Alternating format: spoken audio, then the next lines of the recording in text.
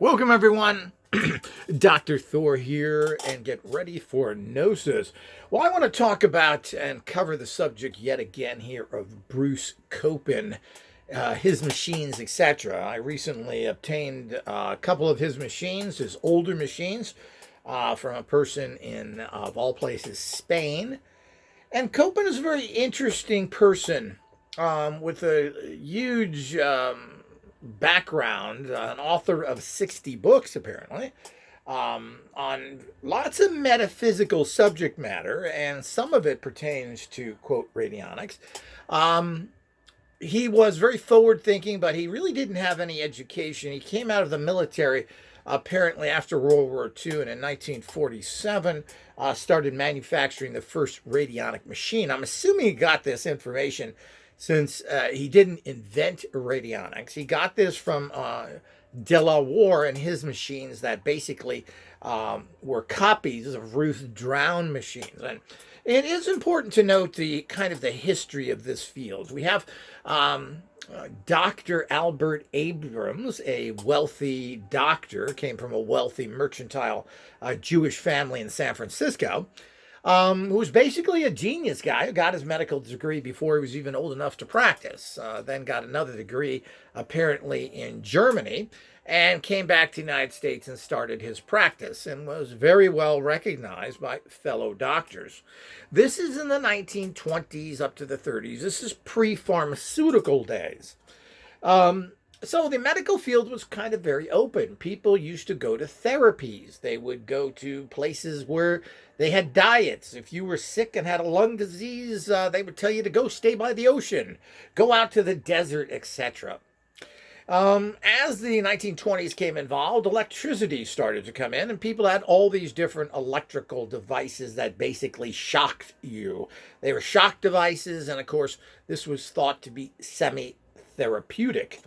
And there were several other devices like this. Some used magnetism, some were violet rays, which is a type of frequency.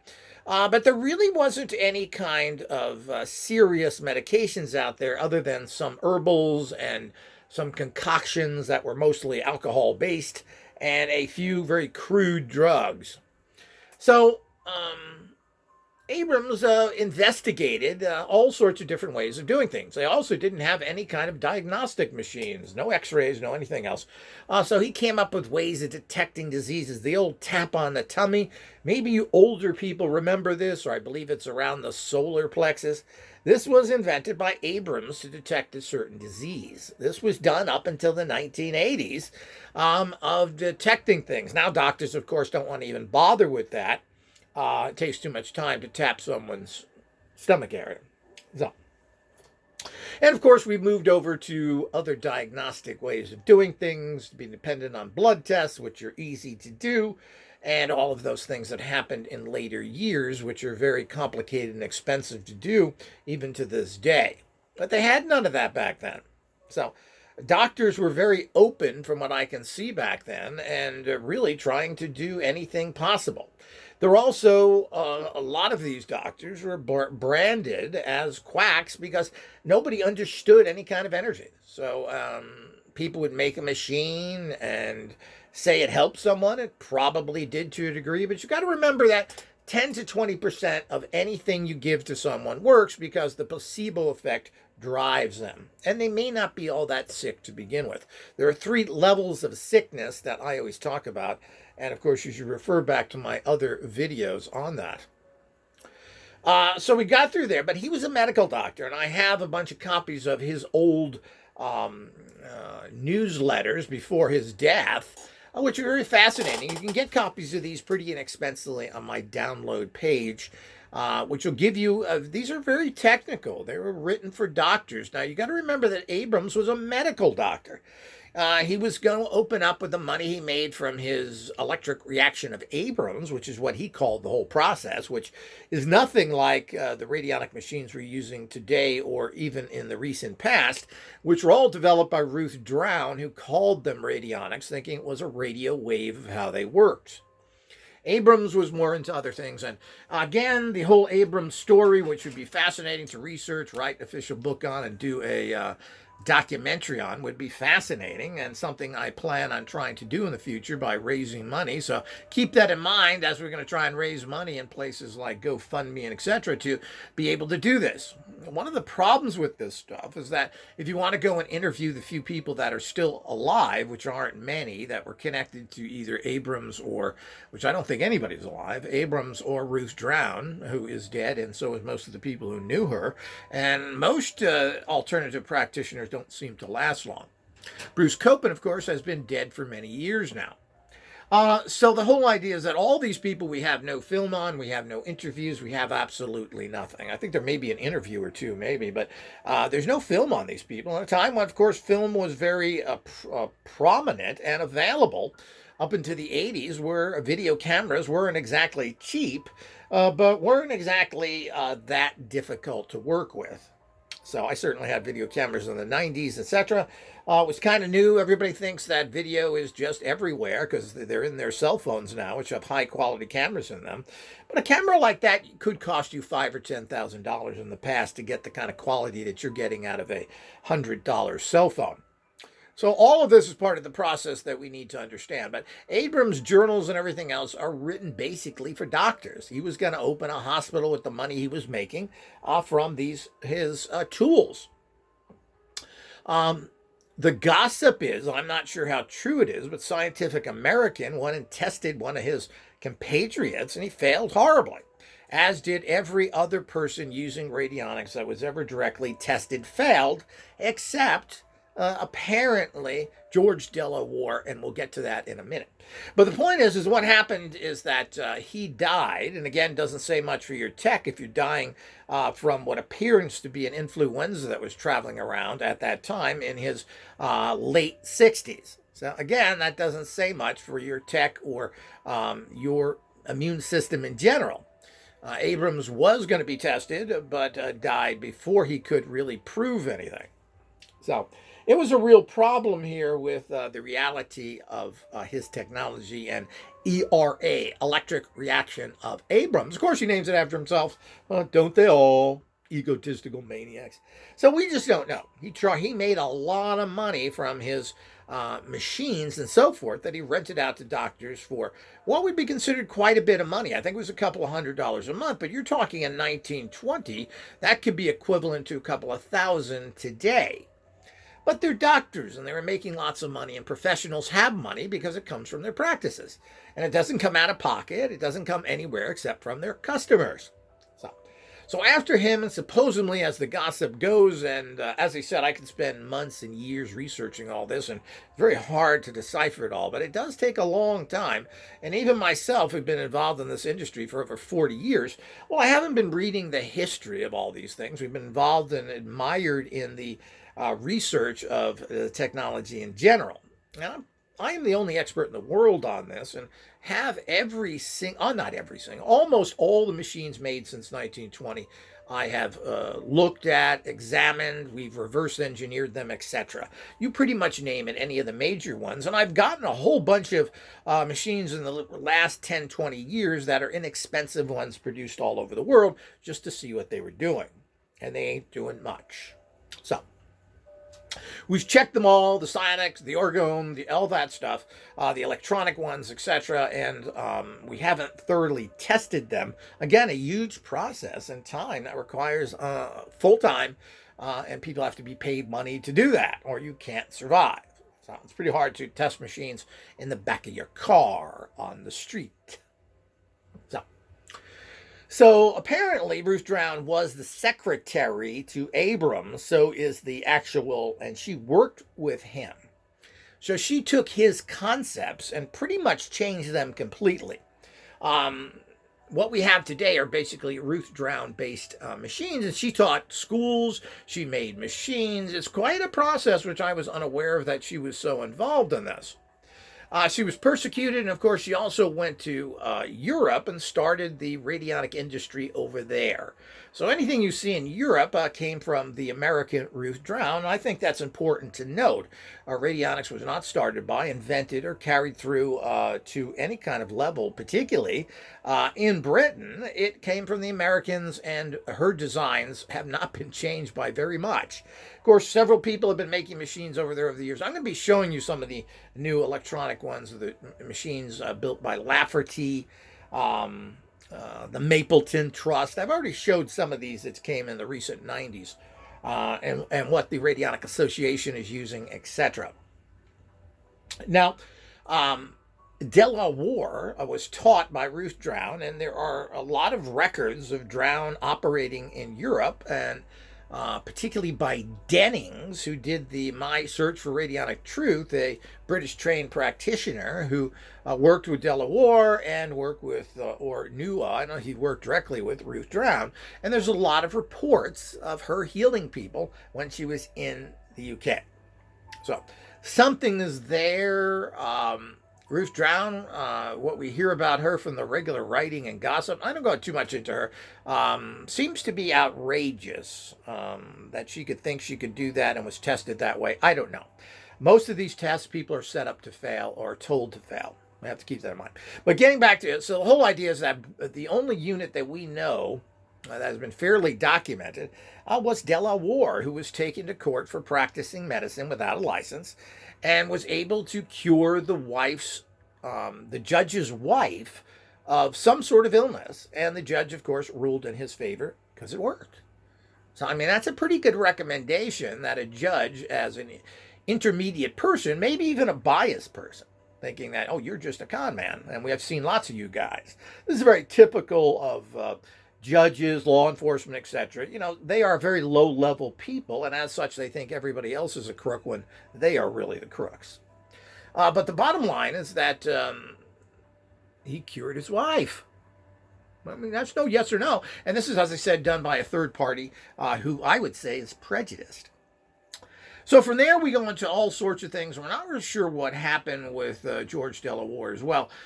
Some of this is known. We have to go and talk to the people that are involved in it and do some major research in these areas, which I expect to do. I expect to film a lot of interviews, tape things, and hopefully put together a historical and information based on people who are now gone that we can't interview. And this would be quite exciting to be able to do all this stuff and document this whole area of technology so we can use the importance of it and move on to some very potent and great technology in the future. And of course, you've got to understand it all. And of course, you've got to remember that the 1920s electricity, and we moved on there, that everything was electromagnetic in nature, and every other sources of energy were not understood or even thought about. The Chinese thought about it with acupuncture and the moving of subtle energies through the body and the meridians, which are semi-electromagnetic, but really it is not. And that's why when you make an electronic acupuncture machine, they don't work very well. So you're just pumping some frequencies through a particular wiring of the human body to give it a electromagnetic understanding. And this works to a degree, but it's not very profound. So when we go into all these things, who came after that? Now, Delaware was around for a long time. I'm not sure what his actual connection was with Bruce Copen. Bruce Copen came on the scene at the same time that all these other things were happening, Ruth Drown, etc. And I don't know what kind of communication he had with Delaware and Ruth Drown, because to a large degree, and this is the problem with a lot of business science, is that they're competitors.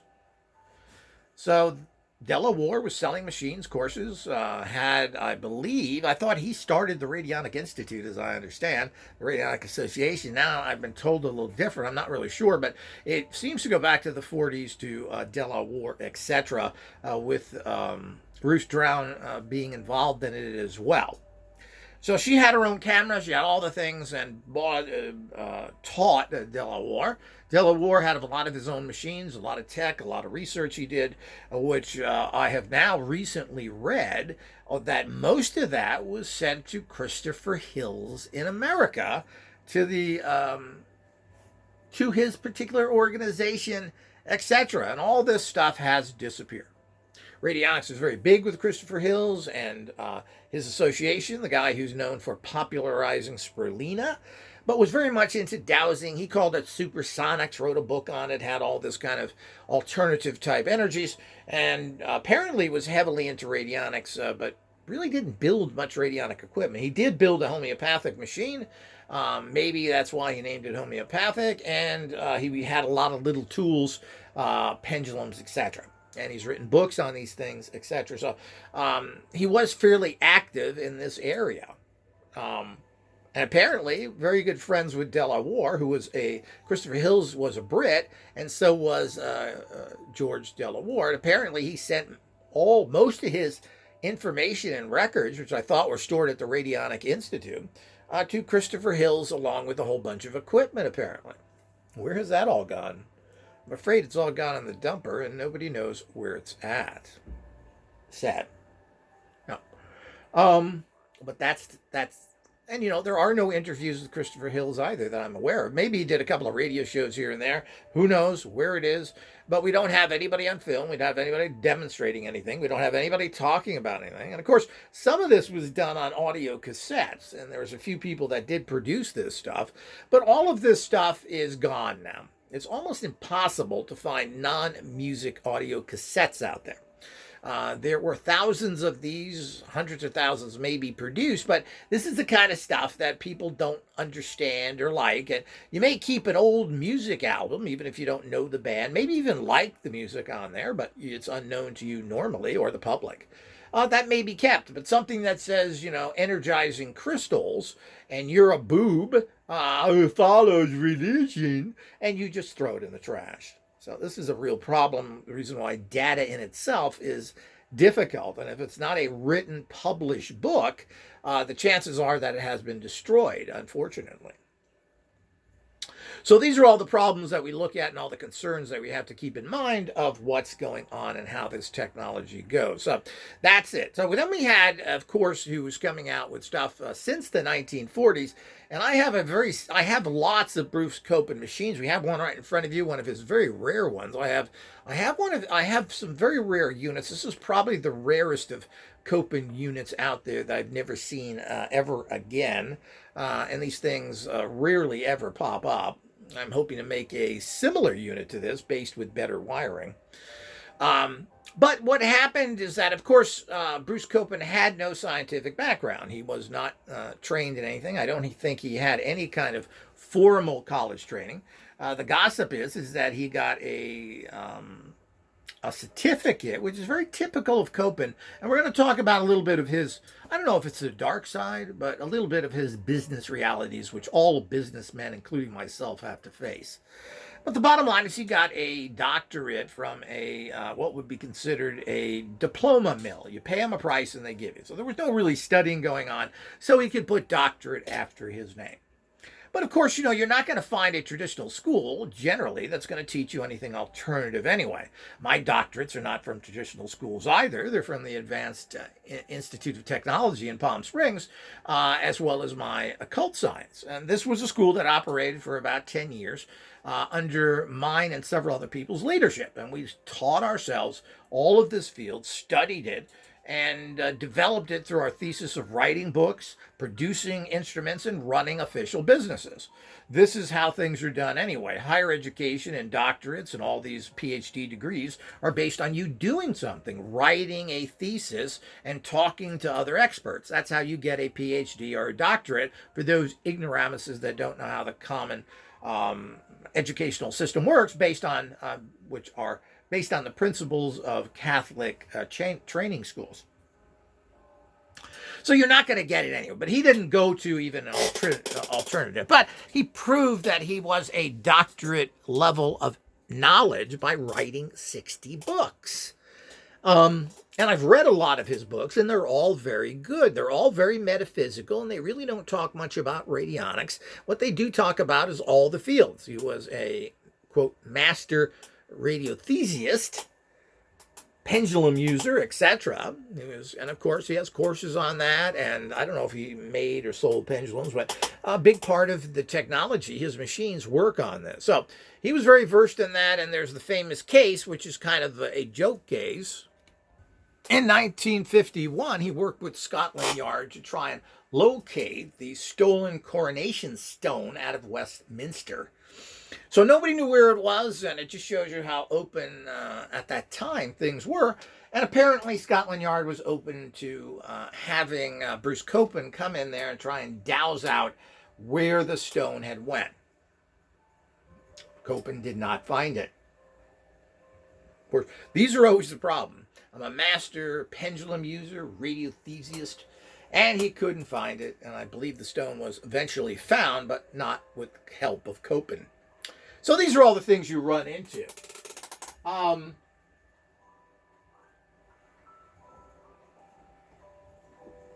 Copen and throughout the, Copen was in this field for a long time, starting in 1947, building his own unit to compete with Ruth Drown and De La Warr.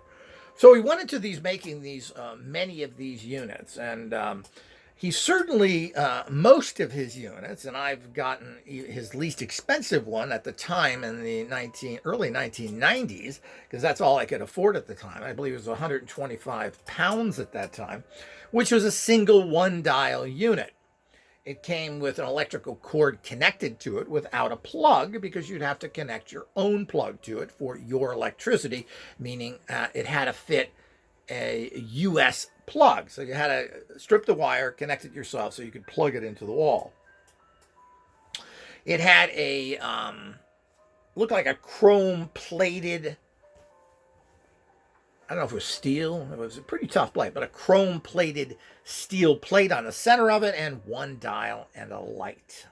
I believe there was also a on and off switch. I don't remember. They don't make these anymore, but virtually useless. Got to understand that. It was a plastic enclosure. The plate was nice. The light was good. And what was inside of it, the wire went only to the actual light. So when you plugged it in and turned on the switch, the light came on. No electricity going through the unit. It's called an idiot switch. So idiot light. Inside it was a surplus CD-ROM board. No electricity going to it, just a surplus part to make it look like it was very electronic. A CD-ROM, certainly, I should say, not a CD-ROM itself, but the board for a CD-ROM, an internal part. And there was a number on it, and we traced down that number, and it was a surplus board for a CD-ROM, serving no electronic function at all. But there was no electricity going to it, so you can't say it did anything except on a symbolic level. And of course, these things are made with lead and all sorts of toxins that all electronics are made with. And of course, it had that one dial on there, which was virtually useless. So anything that's which is under 9 dials, basically, has very limited capacities. There are some special 5-dial units that are designed for certain uses that may be good. 3-dial units are very limited as well in terms of their empowerment. You just can't get the complicated dialing you need unless you have at least 9 dials. And of course, 9 dials was the first thing that Bruce Copen made as well, a 9-dial unit. And this was a standard based on a Ruth Drown, whose basic units were 9 dials. So this is all kept in basic understanding of people that know the industry. So basically, the unit was nothing more than a piece of junk. It was nothing more than a psychic tuner.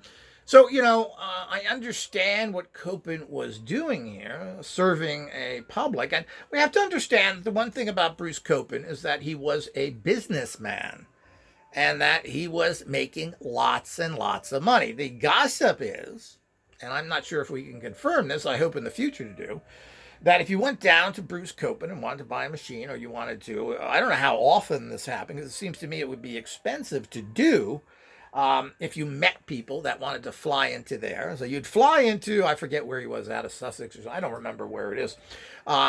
You could go there to him, see his equipment, and buy things, which were all pretty expensive, by the way. And this goes back even to the 80s and 90s, where units were anywhere from 2,000 to 15,000.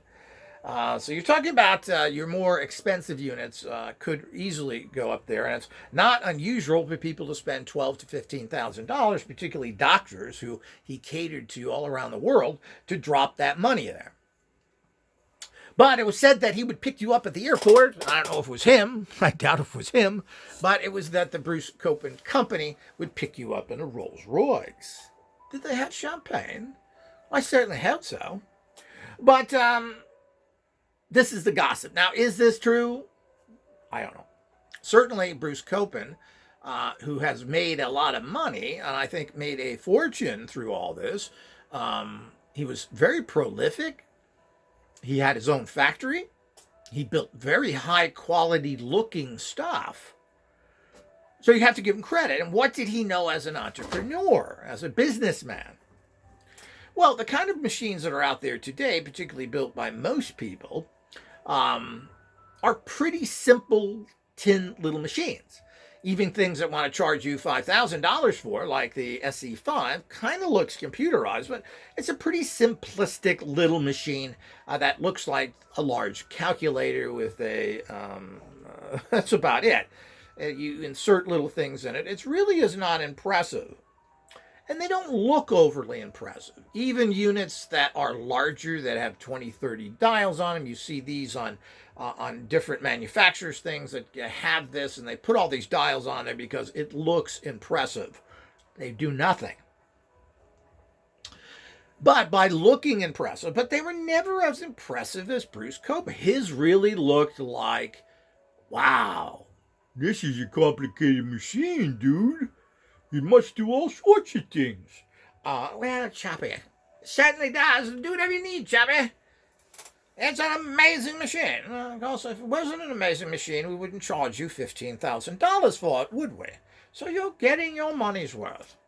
Now, they made their units and their casings and everything else, it claims on the Bruce Copen site. They made that all in-house out of wood, and they made all these machines. And they are beautiful machines. And they look very businesslike. I should say, look like they can do the job, baby. This looks like something that an expert needs to run, that a professional doctor would own. And of course, doctors have no problem buying equipment that's $50,000, $100,000 without a blink of an eye. They make that money from their practice, and their patients pay for it. It's as simple as that. So they can afford to drop $20,000 because they have a medical practice going. And to a large extent, Copeland was catering to medical doctors around the world. And Bruce Copen machines are all around the world. And I've recently found out that apparently he had a big following in Latin America. And apparently, where there's a great interest in Latin America is Brazil. And the Brazilian doctors use it down there and invest lots of money in these machines. And there are many books in Portuguese on radionics, apparently. Isn't that interesting? Because we never hear about that. You know, that's one part of the planet that kind of dropped off the planet. Very similar to China. While we get a lot of stuff from China, whatever manufactured there that's a little odd, we know nothing about. And they don't seem to manufacture anything a little bit odd. So that's all part of the reality going on there. So this is all part of the lost history of radionics and the lost history of Bruce Copen. Now, Bruce Copen wrote a lot of books, explained a lot of things, but was still stuck in the same old end. He didn't really get it in the long run, like nobody did except myself. And the fact is, they're all stuck in the electromagnetic. Now, he supposedly invented these, basically, I don't know how you could invent it, but he was the first to use what basically is a credit card type card. I don't think he invented it. I don't think it had anything to do with him. It came with the credit cards that have been around like that for many years. And it's the fact that you actually have a magnetic strip on there that is encoded with information. So you would slide the card, as used to be done right when you purchase something, through a machine. The machine picks up all the data on the electromagnetic strip, transfers that into a computer that then gives you that information. So the old electromagnetic or magnet transfer, similar to what was originally done with actually any kind of music tapes. Basically, music tapes are nothing more than plastic tape which has rust on it. But the rust itself is holding that particular energy. And this concept has been taken and used in all these type of fields ad nauseum today. And they may be good for low-level data, but they don't really transfer high-level data. And it has to be data. Now, the problem is that we're trying to do this in a radionic machine, and radionic machines don't work on the electromagnetic. And you programmed your own cars. The problem is it gets into pseudoscience in terms of, boy, this looks cool. It looks official. Something's going on here because we're using electromagnetic cards, etc. And that's the way it looks official. Now, the bottom line with all this stuff, even with Bruce Copen, who got into medical procedures to a degree, didn't seem to get into any trouble, but there certainly wasn't any medical claims made to any great degree. There's no follow-up of how successful his machines are by any doctors that I'm familiar with anywhere in the world. So I'm not sure what's in South America. Again, everybody's claiming amazing results, yet why would you use anything else? I hear this from practitioners around the world. It does this, it does that. Yeah, because it says that on the box. Yeah, it's great stuff. It says it right here on the box, so it must be true. Yet I can't get any verification of it, and when I test these people with real medical cases, with real sick people, they all fail. Plain and simple. So, those are the type of things that have to be done to figure out how these things work. So, we need verification from people that can do it. Now, Copen never did this. His books were all very metaphysically based, talking about the aura, talking about colors. He had a color machine, which I have as well. I have his color machine that he made, and claiming that he had the frequencies imprinted in it.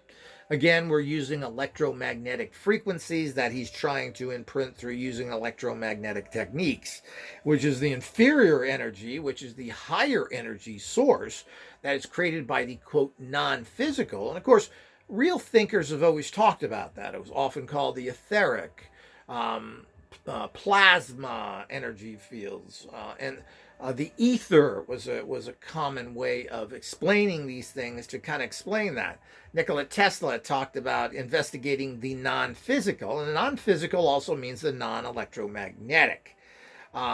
But Copen was stuck in there. He couldn't get over it like everybody else. Bruce Drown thought it was a radio wave that was being produced in its own particular way. So all of these things work to a certain level and a certain degree, and we're really unfamiliar of how much it did.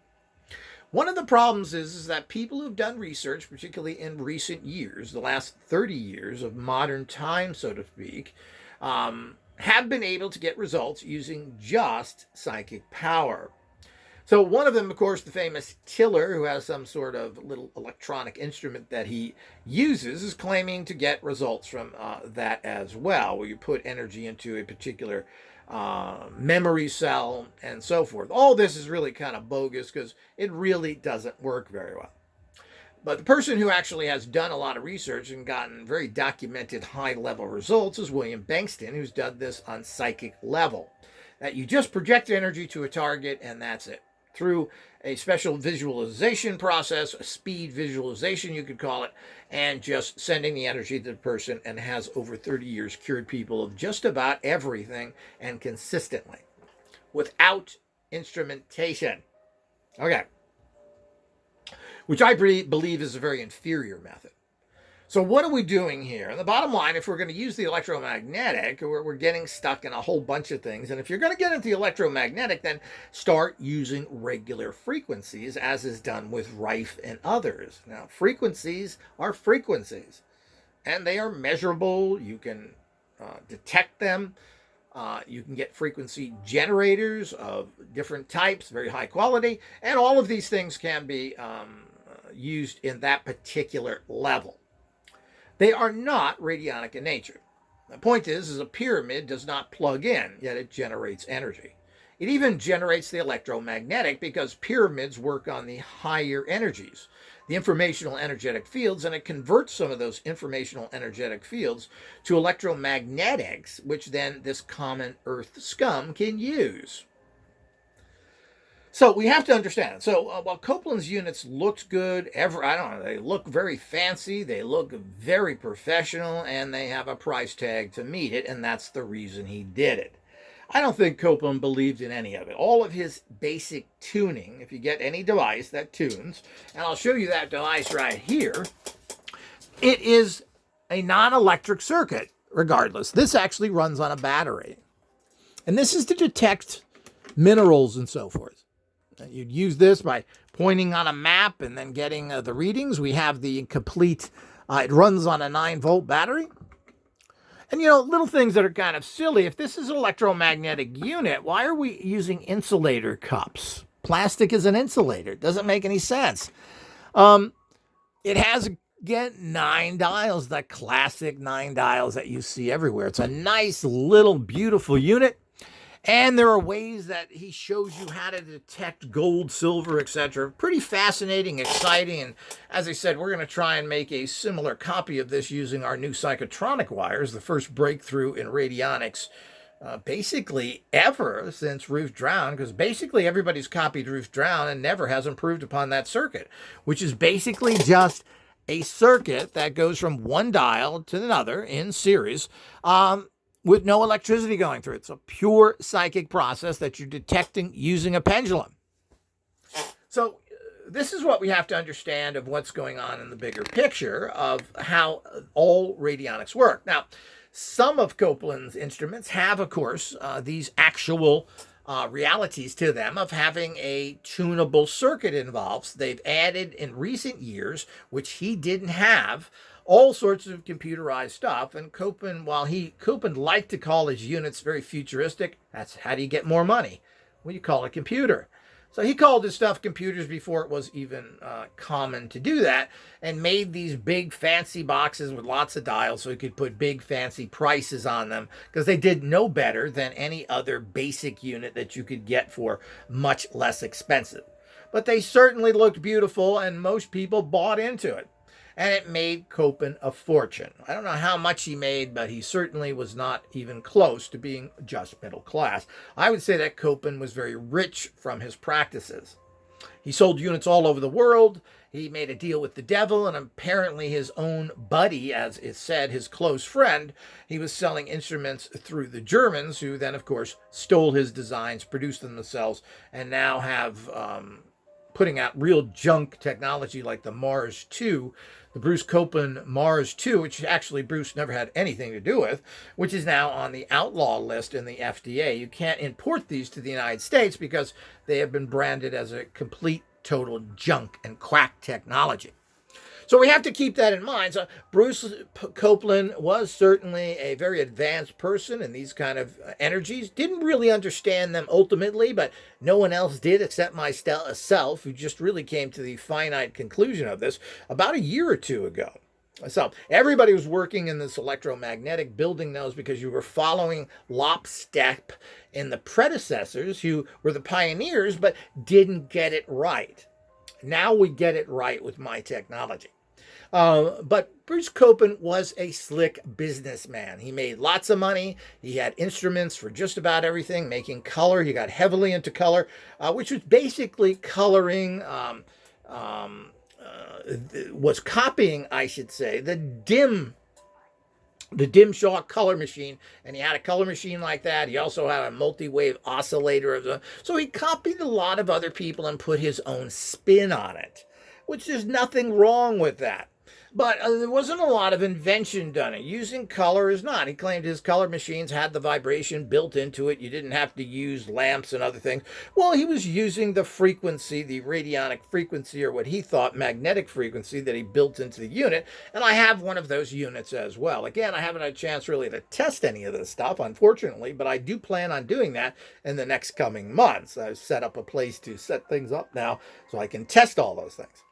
So the whole idea is that we do have to understand the fact that this is the reality that is going on here, that he was a great businessman. He learned what it took to sell products at a high price. And people will pay a lot of money if it's thought to be a sophisticated piece of equipment. And surprisingly, there's always enough money from somebody out there to support organizations like this and drop $10, $15, $20,000 without a problem.